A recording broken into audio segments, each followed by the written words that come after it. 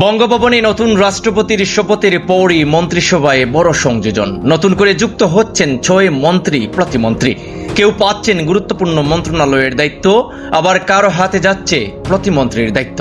কে কোন মন্ত্রণালয়ে জেনে নিন বিস্তারিত। প্রধানমন্ত্রী তারেক রহমানের নেতৃত্বাধীন সরকারের মন্ত্রিসভায় নতুন করে 6 জন সদস্য যুক্ত হওয়ার খবর পাওয়া গেছে। শুক্রবার 21 আগস্ট সন্ধ্যায় বঙ্গভবনে নবনির্বাচিত রাষ্ট্রপতি মির্জা ফখরুল ইসলাম আলমগীরের শপথ অনুষ্ঠানের পর নতুন মন্ত্রী প্রতিমন্ত্রীদের শপথ অনুষ্ঠিত হওয়ার কথা জানানো হয়। প্রকাশিত প্রতিবেদনে 6 জনের নাম ও সম্ভাব্য দায়িত্বের তথ্য দেওয়া হয়েছে। তালিকায় রয়েছেন ডক্টর আব্দুল মঈন খান, স্থানীয় সরকার, পল্লী উন্নয়ন ও সমবায় মন্ত্রণালয়ের দায়িত্ব; ব্যারিস্টার আন্দালিবি রহমান পার্থ, তথ্য মন্ত্রণালয়ের দায়িত্ব; সাচিং ব্রজহেরি, পার্বত্য চট্টগ্রাম বিষয়ক মন্ত্রণালয়ের দায়িত্ব; এম রশিদুজ্জামান মিল্লাত, বেসামরিক বিমান পরিবহন ও পর্যটন মন্ত্রণালয়ের দায়িত্ব।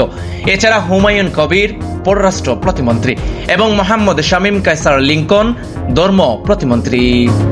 প্রকাশিত তথ্য অনুযায়ী নতুন 6 সদস্যের মধ্যে 4 জন মন্ত্রী এবং 2 জন প্রতিমন্ত্রী হিসেবে দায়িত্ব পাওয়ার কথা বলা হয়েছে।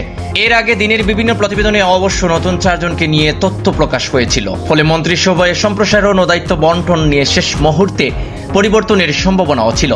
রাষ্ট্রপতি হিসেবে মির্জা ফখরুল ইসলাম আলমগীরের শপথ শুক্রবার সন্ধ্যায় বঙ্গভবনে অনুষ্ঠিত হয়েছে।